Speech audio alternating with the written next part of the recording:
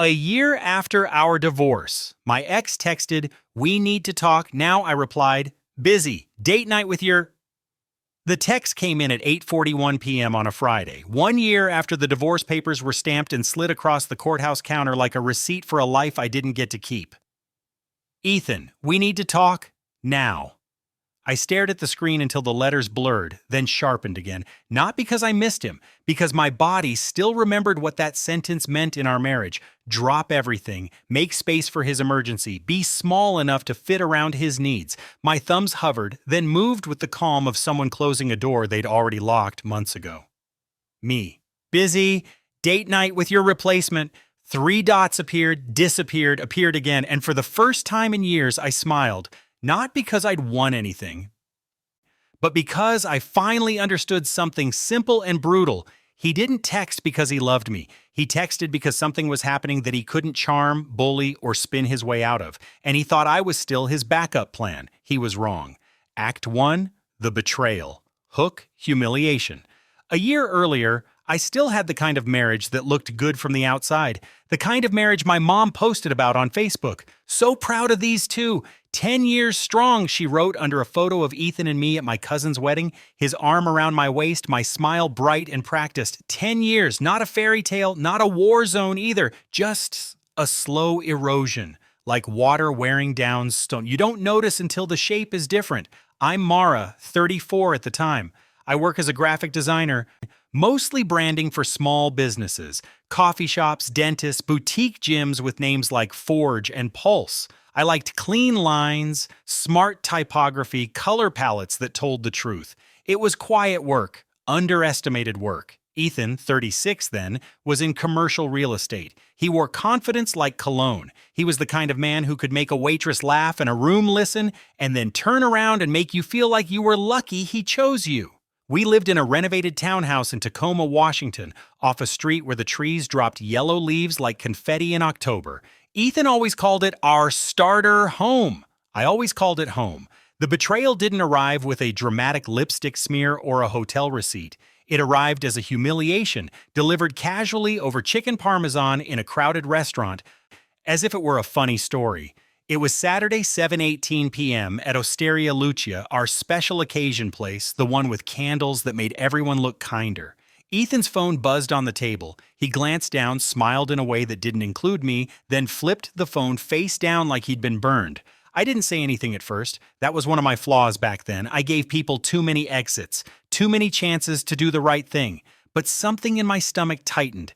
I picked up my water glass and realized my hand was already shaking. "Who's that?" I asked, trying to sound light. Ethan didn't even look up from his pasta. "Work," he said, too fast. Then he added, "God, Mara, can we not do this tonight? Can we not do this?" As if my question was the problem, as if curiosity in my own marriage was a character flaw. The waitress came back to ask if we wanted dessert. Ethan ordered tiramisu without asking me. I watched him talk. Watched him smile at the waitress, watched him play charming while I sat there like a decorative chair. And then my phone buzzed. A text from Lila, my younger sister. "Lila, are you with Ethan?" I blinked. Me, "Yes, why?" 3 dots. Then, Gila, "Then why is he with Vanessa?" My heart did that strange thing where it tried to climb out of my throat. I typed, "Me, who is Vanessa?" Her reply came like a slap. Hola. "The blonde one, the one who's been posting from Seattle. He just walked into the W Hotel bar with her. I'm literally watching them." I went cold all at once. Not rage, not tears, numbness. "Ethan," I said very quietly. He sighed like I was inconveniencing him. "What?" I turned my screen toward him. "My sister says she sees you at the W Hotel bar with someone named Vanessa." For a second, just a second, his face did something honest. The color drained. His jaw tightened. Then the mask slid back on. He laughed, a short, ugly sound. "Your sister is drunk." "She's at a work mixer," I said. "She doesn't drink." He leaned back, eyes narrowing. "So you're going to trust her over me?"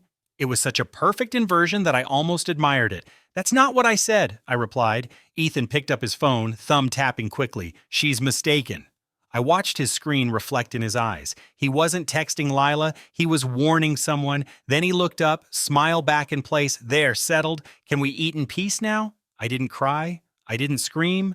I simply stood up, put my napkin on the table, and said, "I'm going to the bathroom." And I walked out of the restaurant. Not to the bathroom, to my car. In the parking lot, with the restaurant's warm lights spilling onto the pavement, I called Lila. She answered on the first ring. "I'm not crazy," she said immediately. "Mara, it was him. He walked in like he owned the place. His hand was on her back."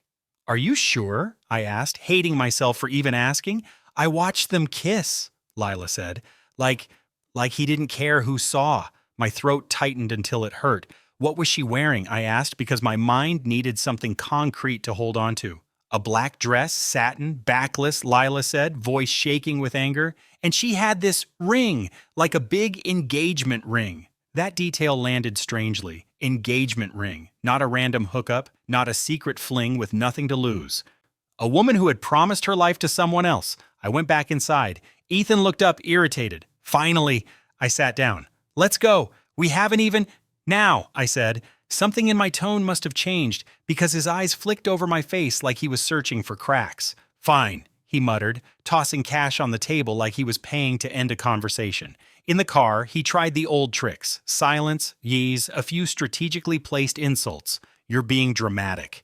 You always do this.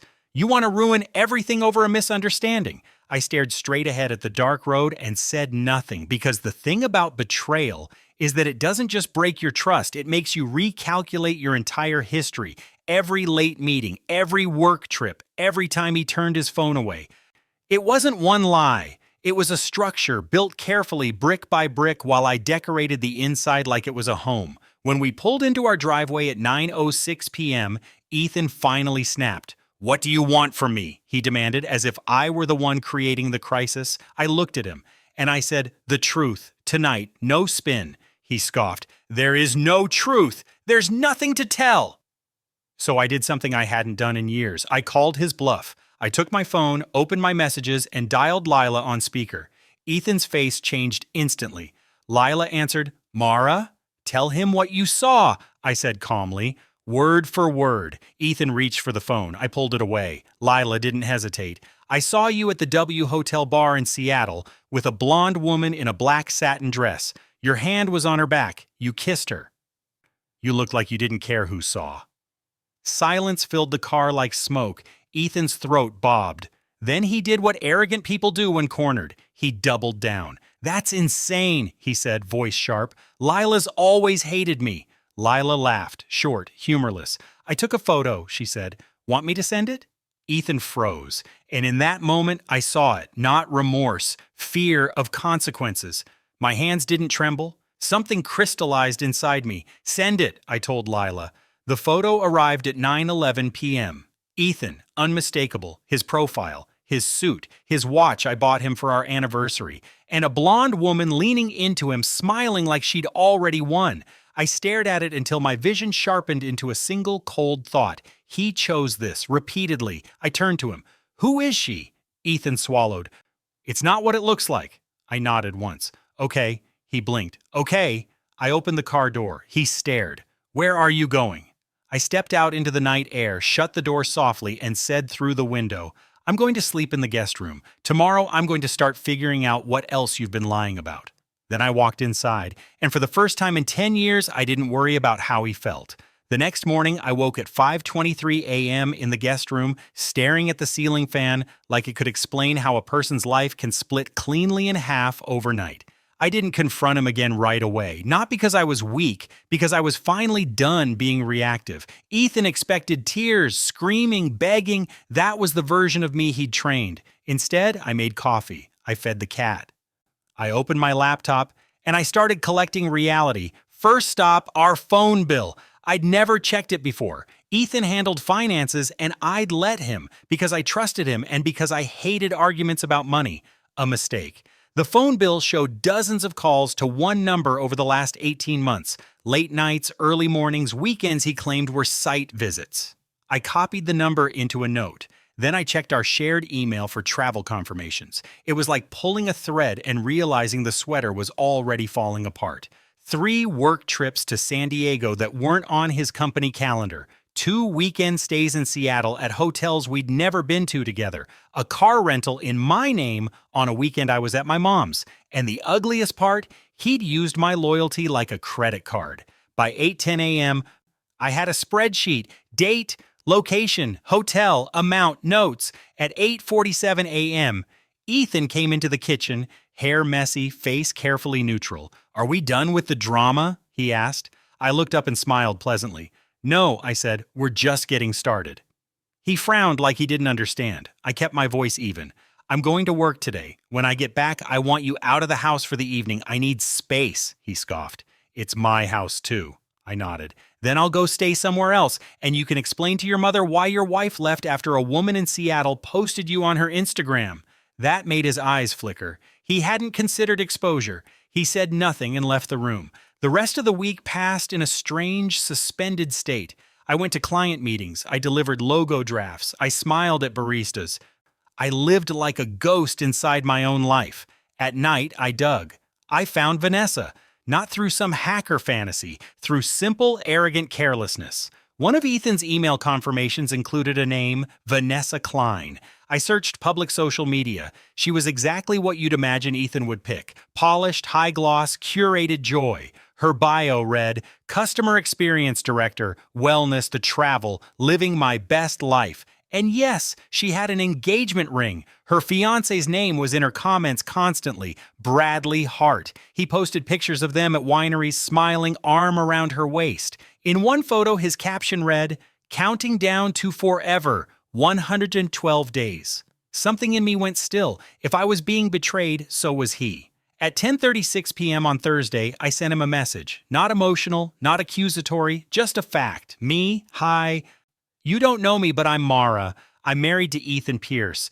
I believe Ethan and Vanessa Klein have been seeing each other. I have evidence. If you want to talk, I'm available tomorrow after 6 p.m.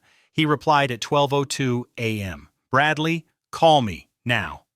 So I did. He answered breathless, like he'd been waiting by the phone. "What evidence?" he demanded. I told him about the photo from Lila, about the hotel receipts, about the call logs. He went silent. Then he said something that made my skin prickle. "They've been doing this longer than 18 months, he said. My grip tightened on the phone. "How do you know?" "Because she's been traveling for work since before we got engaged," he said, voice hollow.